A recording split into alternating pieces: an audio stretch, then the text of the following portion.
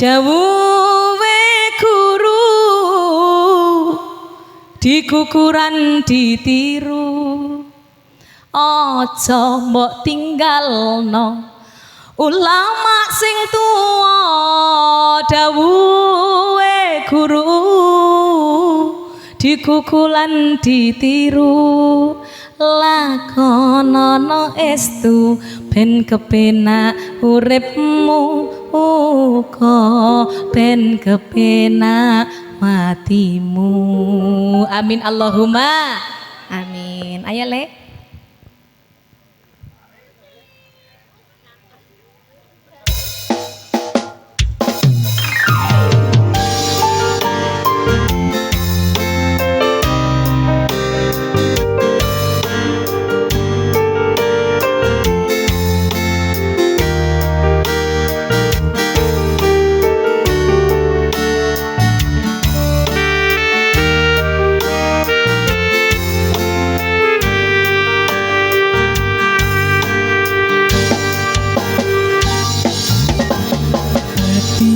rengkian gawe ademe ati yen pingin urip mulya mula manut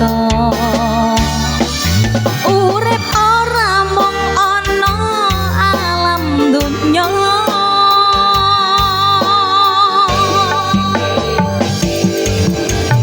dadi marang ulama gawe ning cocok yen pingin urip mulya aja ditinggalno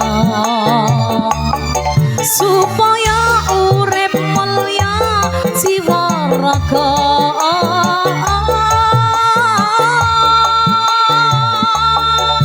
dawuhe guru dikukulan ditiru aja mbok tinggalne ulama sing tuwa dawuhe guru dikukulan ditiru lakonono estu ben kepenak uripmu uga ben kepenak matimu.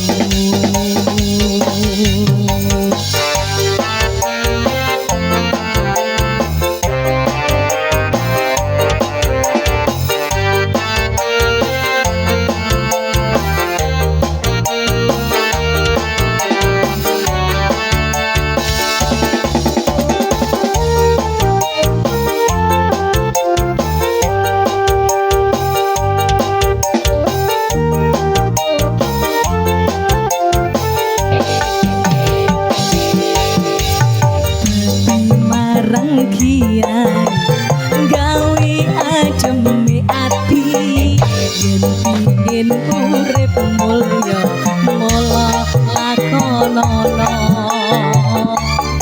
urip mung ora ning alam dunya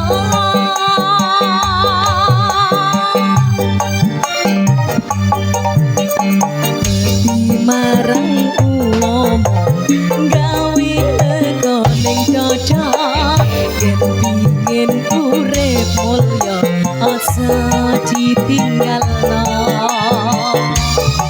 gawe sangun donya nganti nang swarga